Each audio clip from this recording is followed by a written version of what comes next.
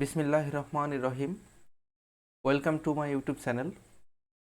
আজকে আমরা simple complex কম্পাউন্ডের একটি গুরুত্বপূর্ণ রুলস সম্পর্কে জানব। সেটি হলো ইনস্পাইট অফ, ডেসপাইট, দো although, even though, but, yet এই সম্পর্কে। এখান থেকে পরীক্ষায় প্রতিবারই এই রুলসের উপরে প্রশ্ন আসে এবং এই রুলসটি ভালোভাবে বুঝলে নিশ্চিতভাবে যে কোনো পরীক্ষায় 3 মার্ক কমন পাওয়া যাবে। আসেন দেখি এই নিয়মটি কিভাবে কাজ করে। প্রথমেই বলে নিচ্ছি, এই নিয়মটি আমি কোনো প্রকার রুলস না বলে শেখাবো। সেজন্য আপনাদেরকে প্রথম অবস্থায় একটা জিনিস মুখস্থ রাখতে হবে, সেটা হলো ইনস্পাইট অফ, দো অলদো, বাট। এই তিনটি কথা আপনাদেরকে মনে রাখতে হবে, ইনস্পাইট অফ, দো অলদো, বাট। তবে ইনস্পাইট অফকে ডেসপাইট শব্দটি দ্বারা রিপ্লেস করা যায়। সেক্ষেত্রে মাথায় রাখতে হবে ডেসপাইটের পরে কখনো অফ শব্দটি বসে না। আমরা 3টা উদাহরণ যদি মনে রাখতে পারি তাহলে এই নিয়মটা আমরা খুব সহজেই মনে রাখতে পারবো। প্রথম উদাহরণ, in spite of his poverty he is honest. এটি একেবারেই মুখস্থ করে ফেলতে হবে, in spite of his poverty he is honest. দ্বিতীয় বাক্য, though he is poor he is honest. এটা খুব সহজেই আপনারা মুখস্থ রাখতে পারবেন। তৃতীয় বাক্য, he is poor but he is honest. এই 3টা বাক্য যদি আপনি মুখস্থ করেন তাহলে আপনি সব সময়ের জন্য এই রুলসটি মনে রাখতে পারবেন। সেটি কিভাবে সেটা আমি বোঝাচ্ছি। ধরেন এই দ্বিতীয় বাক্যটির কথা আমি বলি, দো he is poor he is honest. এটি একটি কমপ্লেক্স সেন্টেন্স। কিভাবে বুঝলাম এটা? সেটা হলো হি এখানে একটা সাবজেক্ট, হি এখানে একটা সাবজেক্ট, তাহলে দুইটা সাবজেক্ট হলো। ইজ এখানে একটা ভার্ব, ইজ এখানে একটা ভার্ব, তাহলে দুইটা ভার্ব হলো। আর এখানে দো হলো একটি কনজাংশন। এটি সিম্পল নয়, কারণ এখানে সিম্পল সেন্টেন্সে কোনো কনজাংশন থাকে না। আবার একটি কম্পাউন্ড নয়, কারণ এখানে অ্যান্ড, বাট, অর নেই। এখানে অন্য একটি কনজাংশন আছে। তাই আমরা বলতে পারি যে দুইটা সাবজেক্ট এবং দুইটা ভার্ব এবং একটি যদি কনজাংশন থাকে তাহলে সেটা কমপ্লেক্স সেন্টেন্স। এখন এই কমপ্লেক্স সেন্টেন্সকে যদি বলা হয় কম্পাউন্ডে রূপান্তর করতে হবে, তাহলে আমরা একটা জিনিস মুখস্থ করেছি যে ইনস্পাইট অফ, দো অলদো এবং বাট। যদি দো দেখেন বা অলদো দেখেন, এখানে দো অলদোর পরিবর্তে ইভেন দো কথাটিও থাকতে পারে। যদি এটি থাকে তাহলে আমাদের কম্পাউন্ড বললে আমরা সোজা বাটের নিয়মে চলে যাব। আর যদি সিম্পল বলে তাহলে আমরা ইনস্পাইট বা ডেসপাইটের নিয়মে চলে যাব। আসেন এখন কম্পাউন্ডটা করা যাক। কম্পাউন্ডটি করার আগে আরেকটি জিনিস মাথায় রাখতে হবে, সেটা হলো দো শব্দের অর্থ যদিও। দো দ্বারা যদি কোনো বাক্য গঠন হয় তাহলে সেটা একটা কন্ট্রাডিক্টরি মিনিং দেয়। যেমন বলছে যদিও সে গরিব, তাহলে গরিব হলে সে কি হতে পারে? সে চোর হতে পারে, সে ডাকাত হতে পারে, রাতের বেলা আপনার বাড়ির বালতি চুরি করে নিয়ে চলে যেতে পারে। কিন্তু সে কিন্তু সেটা হয়নি, সে হয়েছে সৎ। তার মানে একটা বিপরীতধর্মী অর্থ কিন্তু এখানে দিচ্ছে। যদি আমরা কখনো দেখি যে দো আছে বা অলদো আছে বা ইভেন দো শব্দটি আছে, তাহলে কম্পাউন্ড করতে গেলে আমরা বাট ব্যবহার করব। এখন কথা হলো আমার দুইটা সাবজেক্ট লাগবে, দুইটা সাবজেক্টই হলো হি, দুইটা ভার্ব লাগবে, দুটো ভার্বই হলো ইজ। এখন কোন বাক্যটি আগে বসাবো, কোন বাক্যটি পরে বসাবো এবং কোন বাক্যটিকে একটু কাটাছেঁড়া করতে হবে, এইটা আমাদেরকে বুঝতে হবে। সবসময় মনে রাখবেন কনজাংশনের ডান পাশে যে বাক্যটি আছে, যেমন এখানে দেখেন দো আছে একটা কনজাংশন, এর ডান পাশ কোন দিকে? এই দিকে, হি ইজ পোর। এই বাক্যটি একটি ডিপেন্ডেন্ট ক্লজ, আর হি ইজ অনেস্ট এটা একটি ইন্ডিপেন্ডেন্ট ক্লজ, স্বাধীন বাক্য। এইটা নিজের অর্থ নিজে প্রকাশ করতে পারে। কিন্তু যদি আমি বলি যদিও সে গরিব, যদিও সে গরিব, তাতে কি হয়েছে? এইটা দ্বারা মনের ভাব কিন্তু সম্পূর্ণরূপে প্রকাশ পাচ্ছে না। তাই এটা একটি ডিপেন্ডেন্ট ক্লজ। আমরা সবসময় এই কনজাংশনের ডান পাশে যে বাক্যটা আছে এইটাকে কাটাছেড়া করব, কিন্তু এই বাক্যটি যেমন আছে তেমনই থেকে যাবে। তাই আমরা কম্পাউন্ড করার জন্য প্রথমেই দো শব্দটিকে বাদ দিয়ে দিলাম। প্রথম কাটাছেড়া এখান থেকেই শুরু হলো, দো শব্দটি বাদ। এবার আমরা লিখলাম হি ইজ পোর, হি ইজ পোর। আর একটি বাক্য আছে হি is honest, he is honest. এটাতে আমরা হাতই দেব না, কারণ এটা এটা একেবারে একটা সম্পূর্ণ বাক্য, তাই এটাতে আমরা হাত দেব না। শুধু আমরা মাঝখানে বসিয়ে দেব বাট, কারণ আমরা মুখস্থই করেছি ইন স্পাইট অফ, দো অল দো বাট, তাই কম্পাউন্ড বললে আমরা বাট বসিয়ে দেবো। তাই বাক্যটি হলো হি is poor but he is honest. এখানে আরও একটি কথা আছে, যেহেতু সাবজেক্ট দুজন একই হি, সেক্ষেত্রে আপনারা স্মার্টভাবে বলতে পারেন হি ইজ পোর বাট অনেস্ট। এখানে হি ইজ কথাটিকে বাদ দিতে পারেন। এবার আসেন কিভাবে এটিকে সিম্পল বাক্যে রূপান্তরিত করা যায়। আমি দেখলাম যে বাক্যটি এটি দেওয়া আছে, দো he is poor he is honest. প্রথমেই আমার মাথায় আসতে হবে সিম্পল করতে গেলে আমরা মুখস্থ করেছি ইন স্পাইট অফ দো অল দো বাট, দো আছে তার মানে ইন স্পাইট অফের নিয়মে যাবে। তাই আমি প্রথমেই বসিয়ে দিলাম এই দো অল দো দেখে ইন স্পাইট অফ, মুখস্থ। তারপরে এখানে যে হি আছে এই হিকে পসেসিভ করতে হবে। হিকে পসেসিভ কিভাবে করতে হবে? হি এর পসেসিভ হলো হিজ। পসেসিভ বলতে মালিকানা বোঝায়, যেমন আই হলো সাবজেক্ট, আই এর অবজেক্ট মি, আর পসেসিভ হলো মাই। হি এর অবজেক্ট হিম, পসেসিভ হলো হিজ। শি এর অবজেক্ট হার, পসেসিভ হলো হার, মানে মালিকানা, যেমন মাই পেন। ইউ এর পসেসিভ হলো ইওর, ইওর পেন, মানে ওই কলমটির মালিক হলো আপনি, মালিকানা বোঝায়, যেমন his, her, your, our, its, etc. তারপরে এই যে পোর শব্দটি আছে এই পোরকে নাউন বানাতে হবে। তাহলে নাউন কি? পোরের নাউন হলো পোভার্টি। তারপরে এখানে কমা আছে, এখানেও কমা দিয়ে দিলাম। আর আগেই বলেছি এটি একটি স্বাধীন বাক্য, ইন্ডিপেন্ডেন্ট ক্লজ, এটাতে কোনো কাটাছেঁড়া নয়, তাই এটি এখানেই বসে যাবে।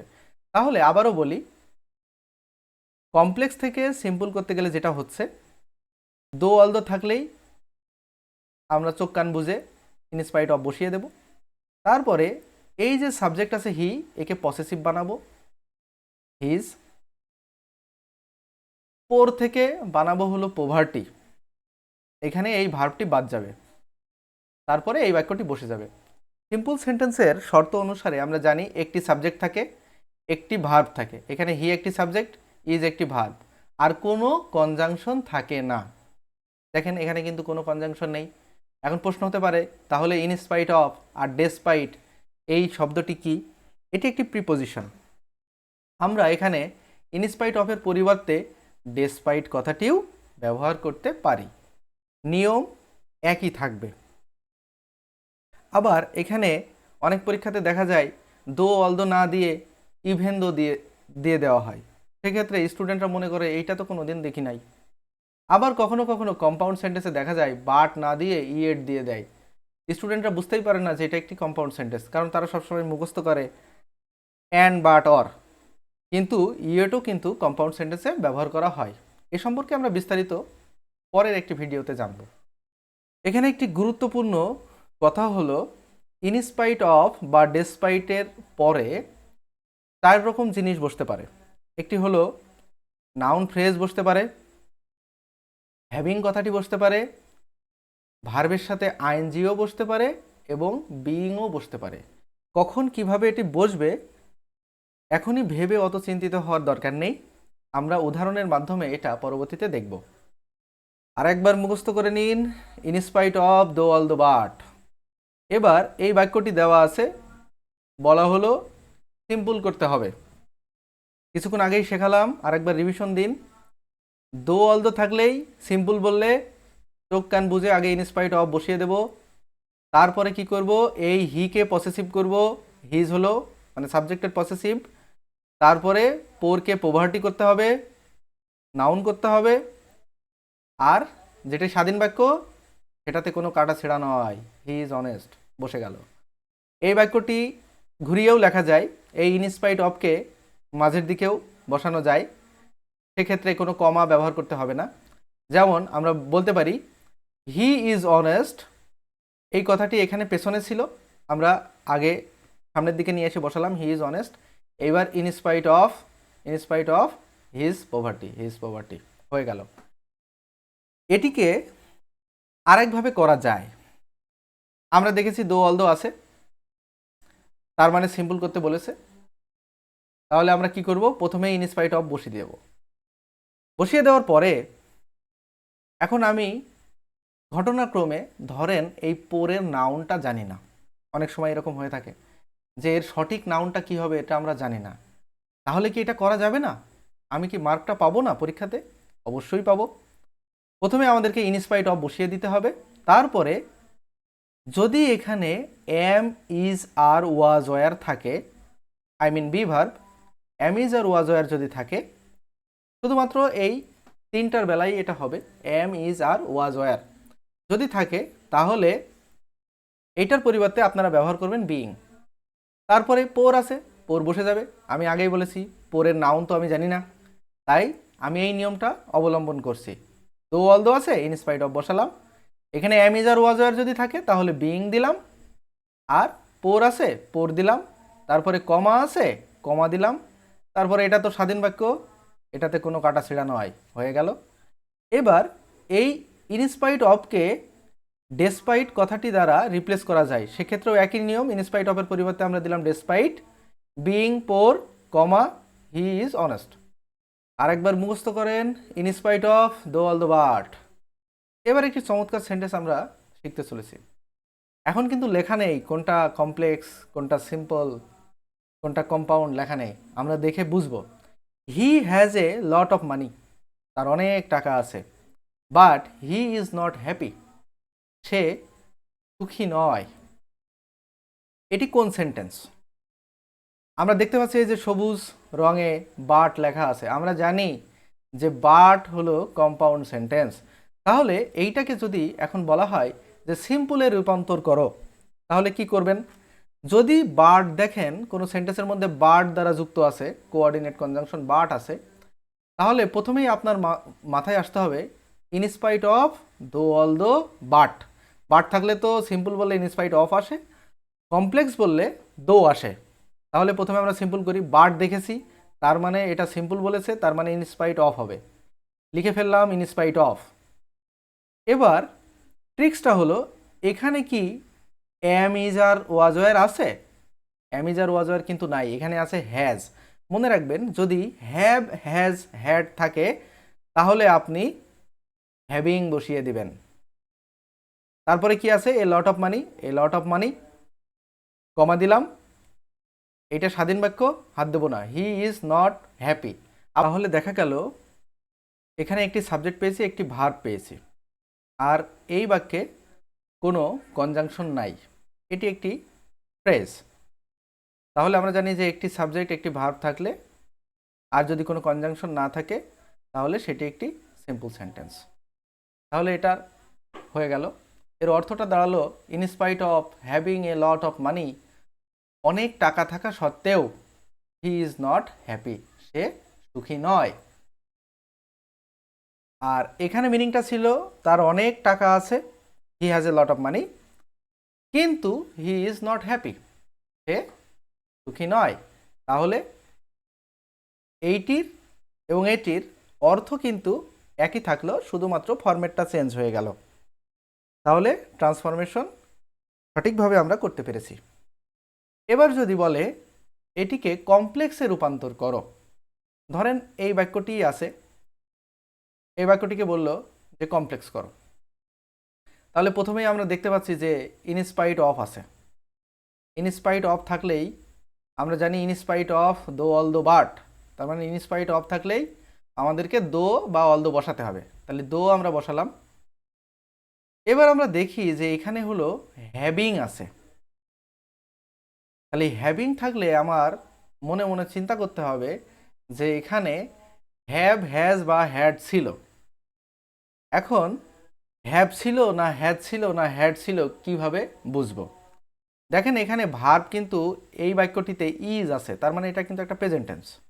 এখানে যদি প্রেজেন্ট থাকে তাহলে হ্যাড থাকার কোনো প্রশ্নই আসে না। আর যেহেতু সাবজেক্ট হলো থার্ড পারসন সিঙ্গুলার হি, তার মানে এখানে কিন্তু হ্যাভ ছিল না। এই হ্যাভিং মানে কিন্তু এই জায়গাতে হ্যাজ ছিল, এটা আমি বুঝলাম। তাহলে আমরা দো বসালাম। দো বসানোর পরে, দো যেহেতু একটা কনজাংশন, কনজাংশনের পরে সাবজেক্ট বসানোর নিয়ম। তাহলে দো বসানোর পরে আমি সাবজেক্ট খুঁজি। সাবজেক্ট কোথায় কোথায় কোথায়? এই যে সাবজেক্ট হলো হি, তাহলে আমি বসিয়ে দিলাম দো হি। এবার এই হ্যাভিংকে ভাঙতে হবে। হ্যাভিংকে ভেঙে আমি করলাম হলো হ্যাজ, তারপরে a lot of money, a lot of money, comma he is not happy. হয়ে গেল। মিনিং কি দাঁড়ালো? দো he has a lot of মানি, যদিও তার অনেক টাকা আছে, হি ইজ নট হ্যাপি, সে সুখী নয়। আর এখানে হলো তার অনেক টাকা থাকা সত্ত্বেও সে সুখী নয়। আর এখানে মিনিং হলো তার অনেক টাকা আছে কিন্তু সুখী নয়। তিনটা কথাই একই রকম, শুধুমাত্র ফরম্যাট চেঞ্জ। এটাকেই বলে ট্রান্সফরমেশন। এখানে অর্থের কোনো পরিবর্তন হবে না, শুধুমাত্র সেন্টেন্সের ফরম্যাট চেঞ্জ হয়ে যাবে। এবার এখানে আরেকটি বাক্য দেখি। হি ইজ বিজি, সে ব্যস্ত, but he always finds time for his family. সে ব্যস্ত কিন্তু সে সবসময় তার পরিবারের জন্য সময় বের করে। তাহলে এখানে বাট আছে, বাট দেখে বুঝে ফেললাম এটা একটা কম্পাউন্ড সেন্টেন্স। যদি এটাকে সিম্পল করতে বলে তাহলে আমি মনে রাখবো যে ইনস্পাইট অফ দো অল দো বাট, বাট আছে, তার মানে এটা তো ইনস্পাইট অফ দো অল দো বাট এই নিয়মটাতে পড়ে যায়। তাহলে বাট আছে, সিম্পল করতে বলেছে, তাহলে আমি বসালাম ডেসপাইট। এখানে আমি ইনস্পাইট অফও বসাতে পারতাম, ডেসপাইট বসালাম। এবার এখানে ভার্ব আছে ইজ, তাই আমরা জানি এম ইজ আর ওয়াজ আর থাকলে আমরা দেব বিইং, বসালাম বিইং। এবার বিজি আছে, বিজি বসালাম। এখানে কমা বসিয়ে দিলাম, বারটা উঠে গেল। এবার এখানে যা আছে সম্পূর্ণটা বসিয়ে দিলাম এখানে। দেখেন এবার আমাদের সিম্পল কিন্তু ডান।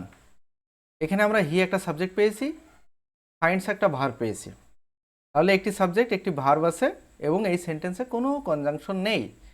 এটি একটি ফ্রেজ, তাই আমরা বলতে পারি এটি একটি সিম্পল সেন্টেন্স। অর্থ হলো ডিসপাইটস বিইং বিজি, ব্যস্ত হয়েও he always finds time for his family, সে তার পরিবারের জন্য সময় বের করে। তাহলে এই বাক্যটির অর্থ আর এই বাক্যটির অর্থ একই হলো, তার মানে ট্রান্সফরমেশনটা সঠিকভাবে হয়েছে। এবার যদি আমাদেরকে বলা হয় যে কমপ্লেক্স করো, এই বাক্যটিকে কমপ্লেক্স করো, তাহলে কিভাবে করব? এটি হলো, আমরা যেহেতু দেখেছি এখানে ডেসপাইট আছে, তাহলে আমরা জানি ইনস্পাইট অফ দো অল দো বাট, ডেসপাইট আছে তার মানে কমপ্লেক্স সেন্টেন্সে দো বসবে।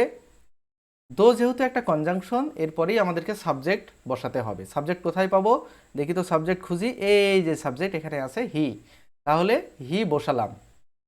এবার হি যেহেতু সাবজেক্ট, সাবজেক্টের পরে বসে ভার্ব, তাহলে ভার্বটা কোথায় পাবো?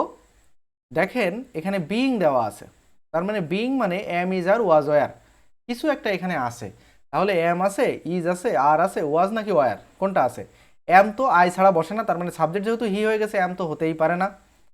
এখন is R, R was R war কোনটা বসবে? এখানে দেখেন হি অলওয়েজ ফাইন্ডস, ভার্বের সাথে এস বা ইয়েস আছে, তার মানে এখানে প্রেজেন্ট টেন্স আছে, প্রেজেন্ট ইনডিফিনিট টেন্স। তাহলে এই পাশেও কিন্তু প্রেজেন্ট বসবে। তাহলে ওয়াজ ওয়ার বাদ হয়ে গেল যেহেতু ওটা পাস্ট। তাহলে হি যেহেতু সাবজেক্ট সিঙ্গুলার, সেখানে আরটাও বসতে পারবে না। হি যেহেতু সিঙ্গুলার সাবজেক্ট, তাই সিঙ্গুলার ভার্ব বসবে, তাই ইজ বসলো। এবার এখানে বিজি আছে, এখানে বিজি বসিয়ে দিলাম, কমা কমা দিয়ে দিলাম। এবার এই বাক্যটি যা আছে তাই তুলে দিলাম, কোনো রকম পরিবর্তন করলাম না, কারণ আমাদের জানি যে কমপ্লেক্স সেন্টেন্স করতে গেলে দুইটা সাবজেক্ট লাগে। এই একটা সাবজেক্ট, এই একটা সাবজেক্ট আছে, এবং এই একটা ভার্ব আছে এখানে ইজ, এবং এখানে একটি ভার্ব আছে ফাইন্ডস। তাহলে দুইটা সাবজেক্ট দুইটা ভার্ব হলো, এবং একটি কনজাংশন দো পেলাম। তাহলে যদি দুইটা সাবজেক্ট দুইটা ভার্ব থাকে এবং একটি কনজাংশন থাকে, তাহলে আমরা জানি এটা একটি কমপ্লেক্স সেন্টেন্স। এবার কয়েকটি উদাহরণের মাধ্যমে আরও স্পষ্ট হওয়া যাক। প্রথম বাক্যটা দেখা যাক যে in spite of his cruelty, তার নিষ্ঠুরতা সত্ত্বেও আই লাভ হিম, আমি তাকে ভালোবাসি। এটির কমপ্লেক্স করতে গেলে যেহেতু ইন স্পাইট অফ আছে, কমপ্লেক্স বলেছে, তাই দো অল দো বসবে, দো বসালাম।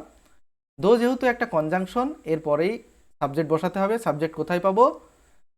সাবজেক্ট হলো এখানে, কিন্তু এদিকে আই লাভ হিম আছে, আই দেখলে কিন্তু হবে না, যেখানে দেখা যাচ্ছে আই বসিয়ে দিলেন ভুল হয়ে যেতে পারে, এজন্য অর্থটা আগে করে নিতে হবে।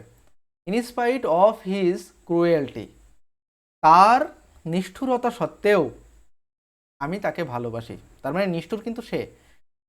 তাহলে অর্থ হলো দো, যদিও হি ইজ ক্রুয়েল, সে নিষ্ঠুর, আই লাভ হিম। কম্পাউন্ড সেন্টেন্সের বেলায় যেটা দেখা যায় যে in spite of his cruelty আছে, ইন স্পাইট অফ আছে, তাহলে কম্পাউন্ড করতে গেলে আমরা জানি এটা বাটের নিয়মে চলে যাবে। তাহলে এখানে হিজকে ভেঙে ফেলেন, সাবজেক্ট বের করেন হি, আর যেহেতু আই লাভ হিম এটা প্রেজেন্ট টেন্স, তাই হির পরে আমরা দিচ্ছি ইজ, হি ইজ ক্রুয়েল, সে নিষ্ঠুর। এবার কম্পাউন্ড সেন্টেন্সের কোঅর্ডিনেট কনজাংশন এখানে বাট বসবে, যেহেতু এটা ইন স্পাইট অফ দো অল দো বাটের নিয়ম। তারপরে আই লাভ হিম বসিয়ে দিলাম। এখানে দেখেন আই হলো সাবজেক্ট, লাভ হলো ভার্ব, আবার এখানে হি হলো সাবজেক্ট, ইজ হলো ভার্ব, তার মানে একটা সাবজেক্ট একটা সাবজেক্ট, দুইটা সাবজেক্ট হলো, এটা একটা ভার্ব এটা একটা ভার্ব, দুইটা ভার্ব হলো এবং বাট দ্বারা যুক্ত হয়েছে। তার মানে আমরা দেখলাম দুইটি সাবজেক্ট দুইটি ভার্ব এবং বাট দ্বারা যদি যুক্ত হয় সেটা হলো কম্পাউন্ড সেন্টেন্স। এবার পরের উদাহরণটা দেখা যাক। In spite of our hard work, আমাদের কঠোর পরিশ্রম সত্ত্বেও, উই কুড নট সাকসিড, আমরা সফল হতে পেরেছিলাম না। তার অর্থ হলো আমরা কঠোর পরিশ্রম করেছিলাম কিন্তু সফল হতে পারিনি। কম্পাউন্ড সেন্টেন্সে দেখেন উই হলো, এখান থেকে সাবজেক্ট ধরলাম উই। এবার অর্থটাকে বিচার করি আরেকবার, আমাদের কঠোর পরিশ্রম সত্ত্বেও আমরা সাকসেস হতে পেরেছিলাম না, তার মানে আমরা কঠোর পরিশ্রম করেছিলাম কিন্তু সাকসেস হতে পারিনি। তাহলে অর্থটা হয় উই ওয়ার্কড হার্ড, আমরা কঠোর পরিশ্রম করেছিলাম, but we could not succeed, তাহলে এটি কম্পাউন্ড হয়ে গেল। এবার এটিকে যদি কমপ্লেক্স করি তাহলে কি হবে? যেহেতু ইনস্পাইট অফ বা বাট আছে, যে সেন্টেন্স থেকেই আপনি করেন না কেন, যেহেতু বাট আর ইনস্পাইট অফ আছে, তাহলে এটা দো অলদো নিয়মে চলে যাবে। দো বসালাম প্রথমে, দো যেহেতু একটা কনজাংশন, এরপরে সাবজেক্ট বসবে, সাবজেক্ট হলো উই, তারপরে ভার্ব দিতে হবে ওয়ার্কড হার্ড, তাহলে অর্থ হলো যদিও আমরা ওয়ার্কড হার্ড কঠোর পরিশ্রম করেছিলাম, উই কুড নট সাকসেড, এই বাক্যটি অপরিবর্তিত থাকবে। তাহলে এটা হয়ে গেল কমপ্লেক্স সেন্টেন্স। এবার দেখি এই বাক্যটি, ডেসপাইট বিইং ব্যাড ওয়েদার, খারাপ আবহাওয়া হওয়া সত্ত্বেও, they went for a picnic, তারা পিকনিকের জন্য গেছিল। কমপ্লেক্স সেন্টেন্স কি হবে? দো, ডেসপাইটের পরিবর্তে যেহেতু ডেসপাইট আছে তাই আমরা দো দিলাম। দো যেহেতু একটা কনজাংশন, তারপরে সাবজেক্ট দিতে হবে, এখানে সাবজেক্ট হলো দ্য ওয়েদার। দো দ্য ওয়েদার ওয়াজ ব্যাড, এখানে ওয়াজ কিভাবে আসলো? কারণ আমরা দেখি এই সেন্টেন্স এখানে ওয়েন্ট আছে, ওয়েন্ট মানে এটা পাস্ট টেন্স, তাই এখানে ওয়াজ বসাতে হয়েছে। দো দ্য ওয়েদার ওয়াজ ব্যাড, যদিও আবহাওয়া খারাপ ছিল, they went for a picnic, এই বাক্যটি অপরিবর্তিত থাকবে। দেখি আমরা কমপ্লেক্স হয়েছে কিনা। কমপ্লেক্স হতে গেলে আমরা জানি দুটো সাবজেক্ট লাগে, দা ওয়েদার একটা সাবজেক্ট, ওয়াজ একটা ভার্ব, এখানে দে একটা সাবজেক্ট, ওয়েন্ট একটা ভার্ব, তাহলে দুটো সাবজেক্ট দুটো ভার্ব হলো এবং একটা কনজাংশন দো হলো। তাহলে এটা একটা কমপ্লেক্স সেন্টেন্স। দেখি অর্থের সাথে মিল আছে নাকি। খারাপ আবহাওয়া হওয়া সত্ত্বেও তারা পিকনিকে গিয়েছিল, আর এখানে বলছে যদিও আবহাওয়া খারাপ ছিল তারা পিকনিকে গিয়েছিল, অর্থ একই এবং দুটি সাবজেক্ট দুটি ভার্ব এবং একটি কনজাংশন পেয়েছি, তার মানে কমপ্লেক্স সেন্টেন্স ডান। এবার কম্পাউন্ড যদি এই বাক্যটিকে করতে হয় তাহলে দেখি, the weather subject, the weather was bad. এবার যেহেতু দো অলদো আছে বা ডেসপাইট আছে, তাই আমরা জানি এটা বাট বসবে, বাট। এবার পরবর্তী সেন্টেন্সটা অপরিবর্তিত থাকবে, they went for a picnic. They, তাহলে অর্থ হলো দ্য ওয়েদার ওয়াজ ব্যাড, আবহাওয়া খারাপ ছিল কিন্তু তারা পিকনিকে গিয়েছিল। ধন্যবাদ। ভিডিওটি মনোযোগ সহকারে দেখার জন্য। যদি ভিডিওটি ভালো লাগে তাহলে লাইক, কমেন্ট এবং সাবস্ক্রাইব করে বেল বাটনটি অন করে দিবেন, যাতে পরবর্তী আপডেটটি আপনি খুব দ্রুত পেয়ে যান।